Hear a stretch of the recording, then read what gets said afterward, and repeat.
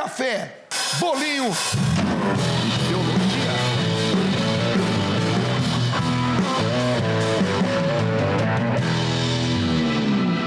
Felipe, vamos falar sobre José. José, ó, como tudo a ver com o programa, né? Vamos pensar o pai seguinte. adotivo de Jesus. Vamos lá, filhão. Olha só, vamos pensar o seguinte. Quando nós falamos da chegada, né, do Messias, vamos entender que naquele contexto, muitas pessoas imaginavam, né, que esse Messias chegaria e que, devido, né, à situação muito triste que o povo de Israel vivia, imaginava-se que o Messias ele teria muito mais uma tarefa política. E é legal também, tanto o Bento XVI, outros padres da patrística vão pensar a respeito disso. Eles vão olhar para o Antigo Testamento e vão ver ali que muitos dos profetas vão falar desse Salvador. Só que, hora alguma, esses profetas falam que o Salvador ele vai vir para uma tarefa política. Ele vem para uma determinada guerra, ele vem, né? Ele vem para resolver o problema, mas a metodologia dele não fala como vai ser. Então, de acordo com, né, aqueles problemas que eles viviam, eles começavam a imaginar que, então vai chegar o Messias e ele vai resolver os nossos problemas. Qual é o nosso problema hoje? Nós temos esses problemas políticos com Roma, então ele vai resolver isso aqui. Então, aquele modo de vida deles, aquela situação, fez com que uma fantasia sobre o Messias fosse crescendo e a verdade fosse escondida.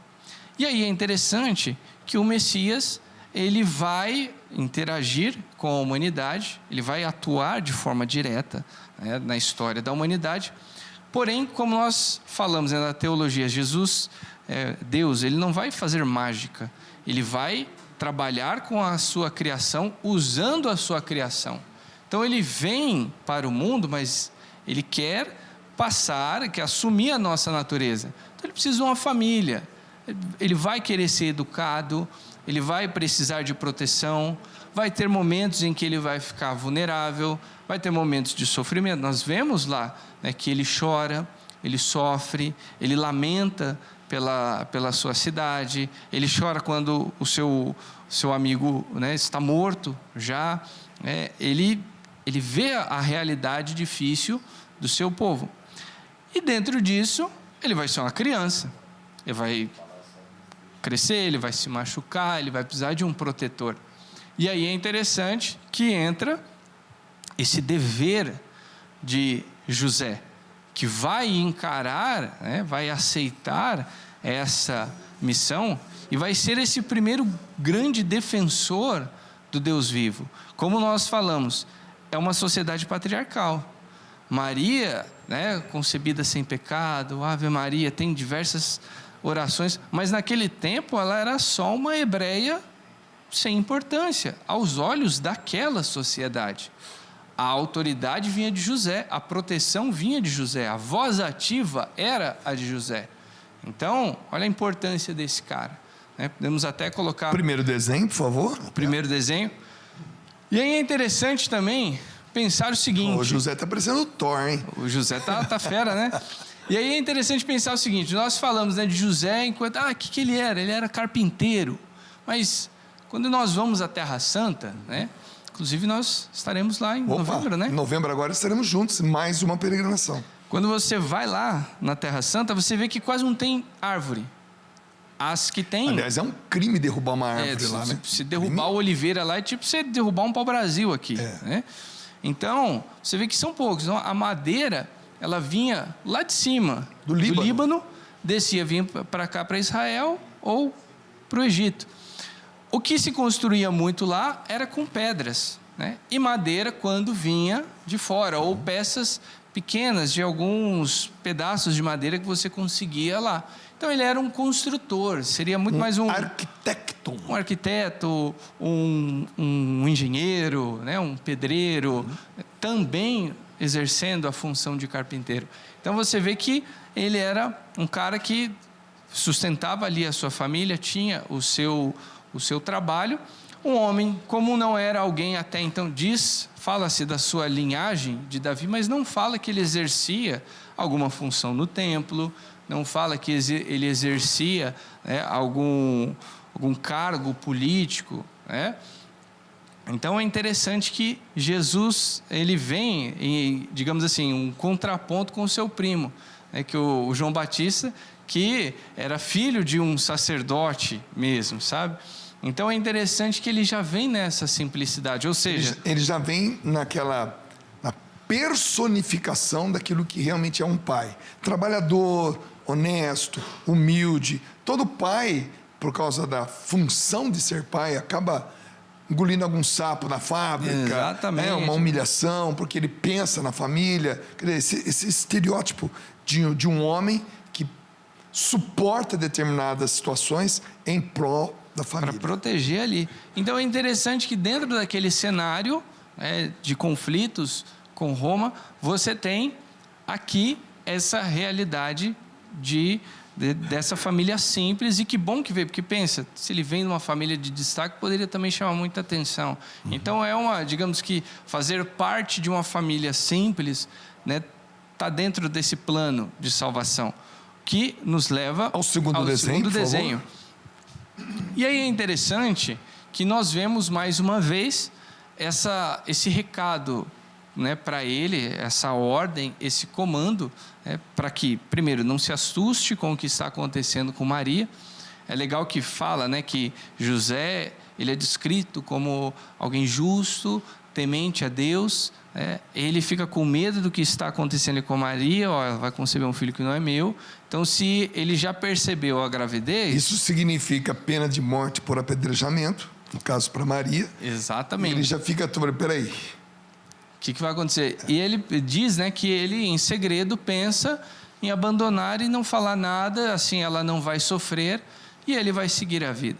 E é interessante que, mesmo agindo dentro da lei, nós vemos aí essa intervenção divina, essa explicação: olha, você tem essa missão, não se assuste, porque o que está acontecendo é algo, né, de Deus. Isso faz parte de algo maior, né? Você tem o seu papel nisso. E é interessante que aqui ele vai ser o primeiro que, nesse contato com o sobrenatural, ele vai entender o que é a missão. Olha, ele é o pai do Messias, mas todo mundo está esperando esse Messias. O que vai ser desse Messias? E ele entende: esse aí vai salvar o seu povo, né? Digamos assim, né, limpar o seu povo, vai salvar, retirar os pecados aqui, vai fazer algo que nenhum profeta, que nenhum rei, que nenhum guerrilheiro pode fazer. Então é interessante que, a partir deste momento, com essa graça, com essa experiência com o sobrenatural, ele realmente assume essa função de pai, de guardião, de alguém que está participando deste plano de salvação. Então é aquela coisa, como eu falei de Jesus aqui, né, que ele vai falar com o povo, aqui com essa experiência, é como se Deus estivesse habilitando nele algo que ele não sabia. Ser pai de Deus, como é? Ser pai do Deus que se fez, né, do verbo divino que se fez carne e habitou entre nós. Então aqui é interessante que ele realmente vive uma experiência diferente. E como José, a gente também aprende como pai a descobrir nossas missões depois que nos tornamos pais, né? Temos a nossa missão, aquilo que Deus nos chamou a fazer, mas também nossos filhos têm, né?